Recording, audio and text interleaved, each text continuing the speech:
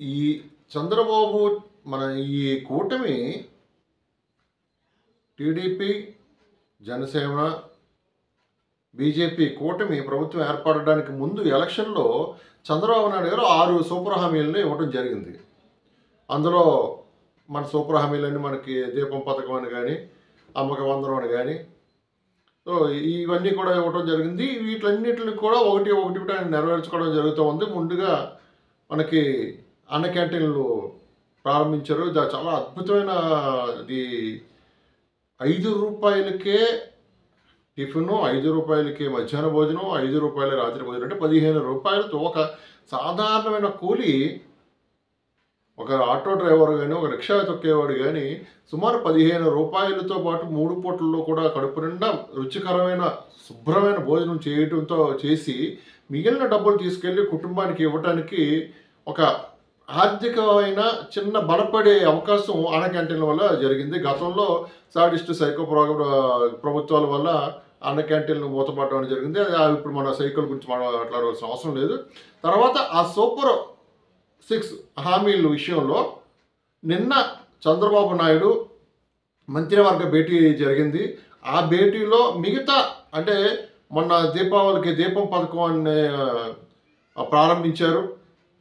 సంవత్సరానికి 3 ఉచిత సిలిండర్లని ప్రారంభించారు. ఆ సిలిండర్ల పంపిణీ కూడా స్టార్ట్ అయిపోయింది. అంటే ఒక పథకం అనేది స్టార్ట్ అయిపోయింది. మిగతా పథకాలకు సంబంధించి మంత్రివర్గంలో సమావేశంలో నిన్న సీరియస్గానే డిస్కషన్ జరగడం, ఈ హామీలన్నీ కూడా నిలబెట్టుకోవడానికి ప్రభుత్వం చంద్రబాబు నాయుడు ముందడుగు వేయడానికి, అంటే రాష్ట్రంలో ఆర్థిక ఇబ్బందులు ఉన్నా,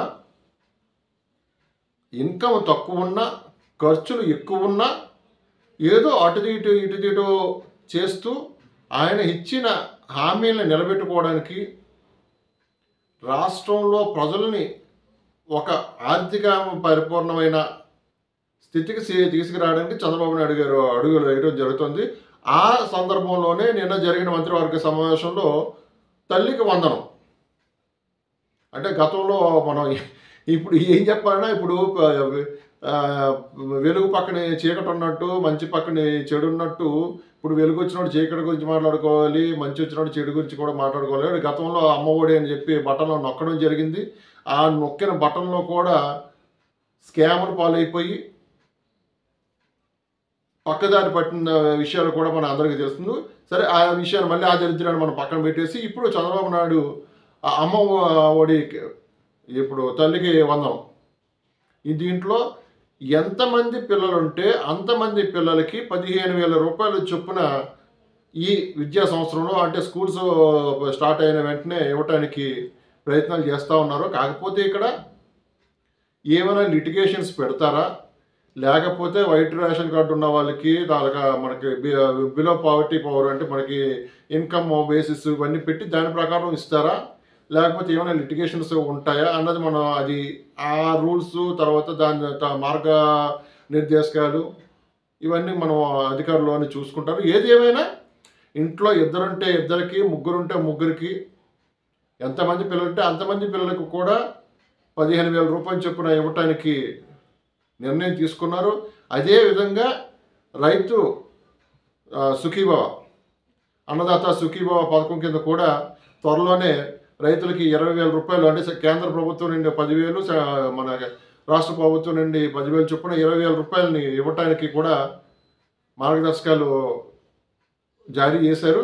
అదేవిధంగా ఇంకొక హామీ ఏంటంటే ఉచిత బస్సు, ఆడవాళ్ళకి ఉచిత బస్సు అనేది ఒక ఉంది కాబట్టి హామీ, అది కొంచెం లేట్ అయ్యే అవకాశాలు ఉన్నాయి. ఎందుకంటే సుమారు 2,000కు పైగా బస్సులు కొంటే తప్ప 2,500, 2,800 సబ్జెక్టు కరెక్షను, ఆ బస్సులు కొంటే దాన్ని బట్టి, అంటే బస్సులు ఇప్పుడు రాష్ట్రంలో బస్సులు తక్కువ ఉన్నాయి కాబట్టి బస్సులు కొన్న తర్వాత ఆ ఫ్రీ బస్సు అనేది స్టార్ట్ అయ్యే అవకాశాలు ఉన్నాయి. అదైతే కొంచెం టైం పట్టే అవకాశం ఉన్నాయి. ఏది ఏమైనా కూడా కూటమి ప్రభుత్వం ఇచ్చిన 6 హామీలని స్పీడ్గా ప్రజలకి అందుబాటులోకి తీసుకురావడానికి చంద్రబాబు నాయుడు ప్రభుత్వం ప్రయత్నం చేస్తూ ఉంది.